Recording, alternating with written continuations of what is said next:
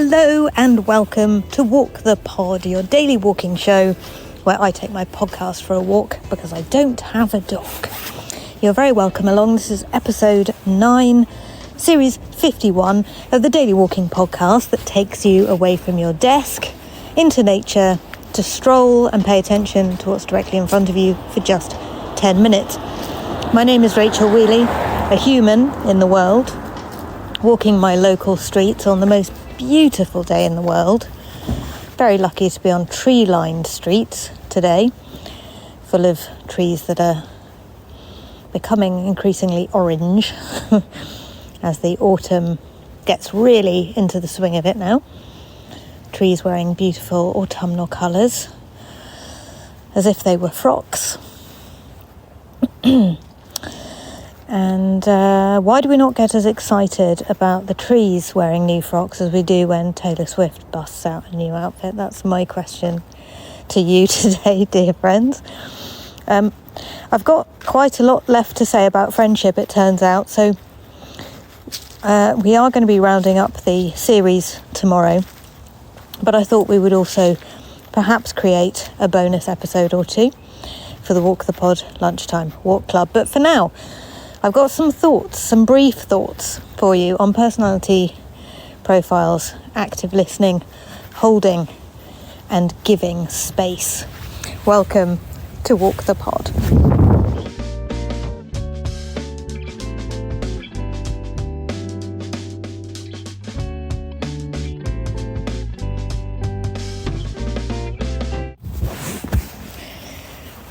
So very briefly, what I want to say today is to do with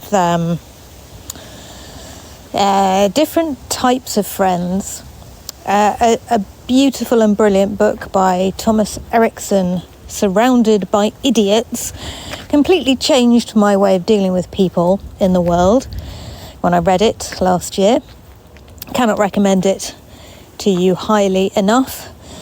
And it talks about 4 different axes of different personality profiles. It's got to do with how task-orientated you are. It's also got to do with how detail-orientated you are. And he breaks personalities down into red, green, blue and yellow personality types. And if you're into Myers-Briggs, if you're a slightly more detail-orientated person, it's the same kind of thing. We can break ourselves down into various different subcategories of types of ways of looking at things. And I think what is quite tempting as humans in a society that likes to set up different camps which are directly in opposition to one another is to sort of decide that we are right in looking at the world in the way that we do, and that other people are wrong, and therefore discounting them and making it not worth our while to talk to those particular people. And you can get really good at that as a human. You can get really, really skilled at saying, the problem with this person. The problem with this person is this or that. And having condemned them thusly, you can give them no further thought. You can discard them from your circle. You can decide they're not worth your time.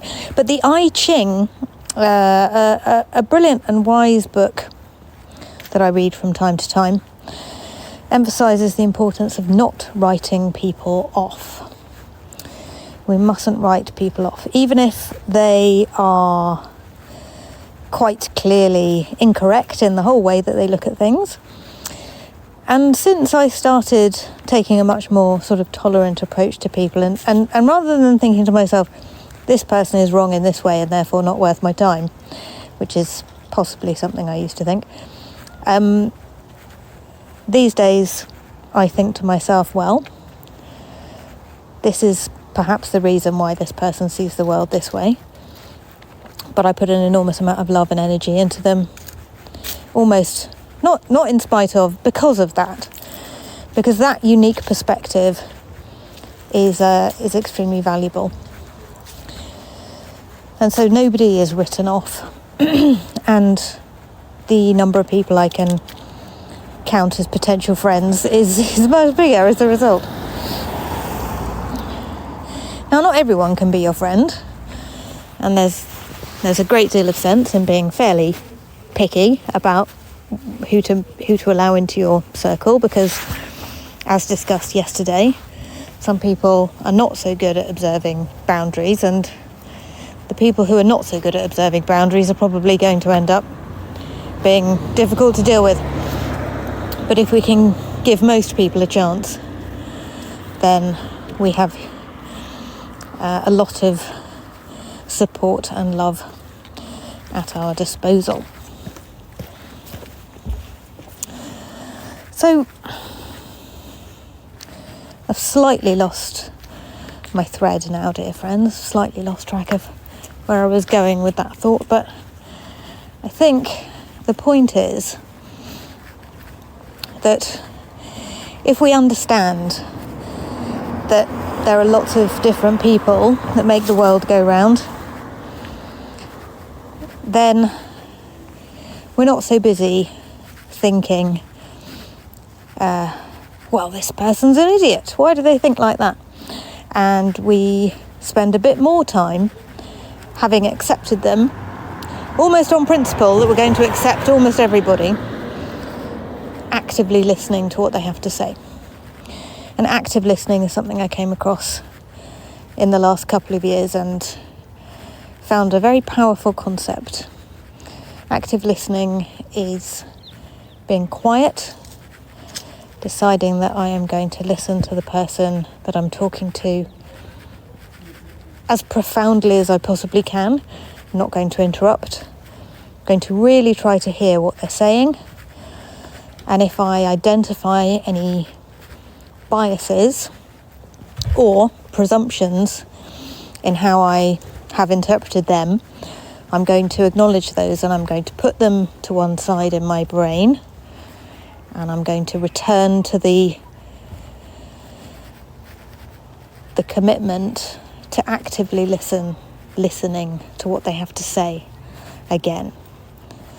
And as things crop up in my head to say to them, or as things crop up in my head that I think of what they're saying or about them, I acknowledge those thoughts and I lay them to one side in order to return to my listening practice, because it is a practice.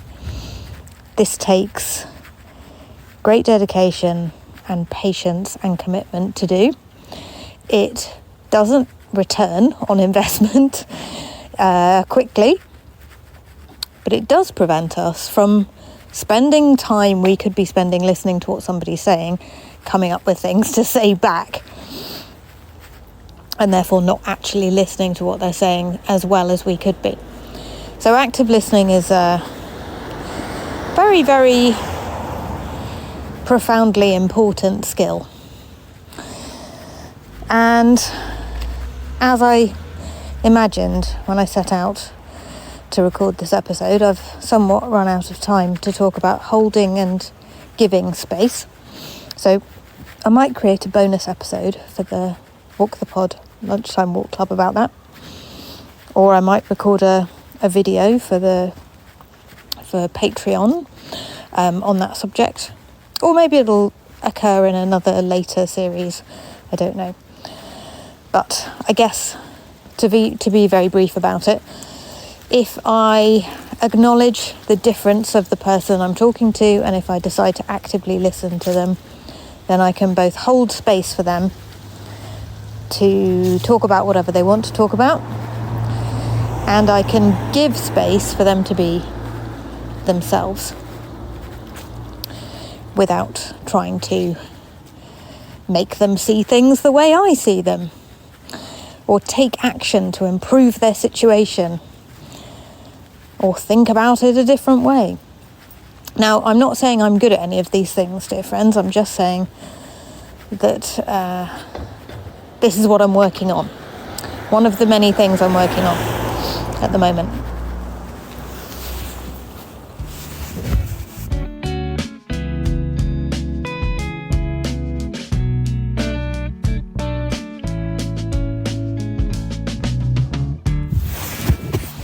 What can I see directly in front of me? Well, it is just the most beautiful day in the world today, with a sort of October, in an October kind of way. You know, it's not warm, but it is beautiful. The sky is blue. There's not a cloud in it, and I'm wearing a coat, so it's not hot, but the sun is warm. The air temperature is not too bad. It's just beautiful, and I desperately want to be in Cannizzaro Park right now, which is a beautiful autumnal park in Wimbledon, which is the most stunning place to walk on an autumn day. Now, I can't be in Cannizzaro Park. I am going to be there on Saturday, and I suspect that it won't be quite as beautiful as it is today, which makes me sad, but I will get there, and I will return on a beautiful autumn day if I can.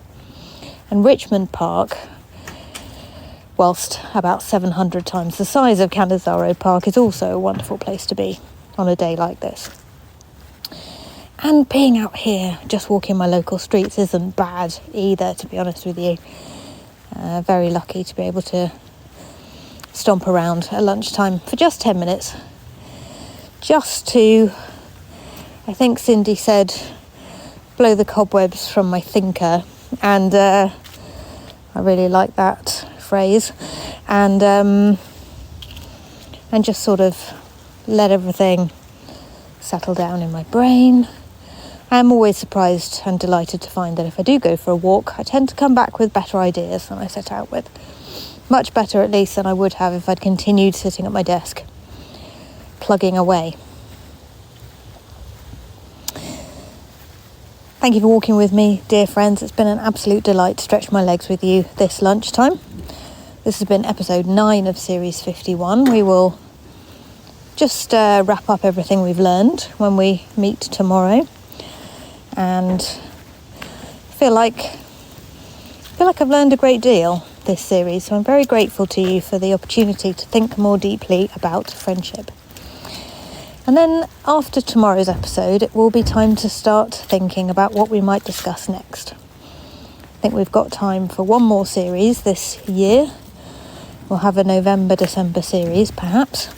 I might do some Christmas light specials. You never know.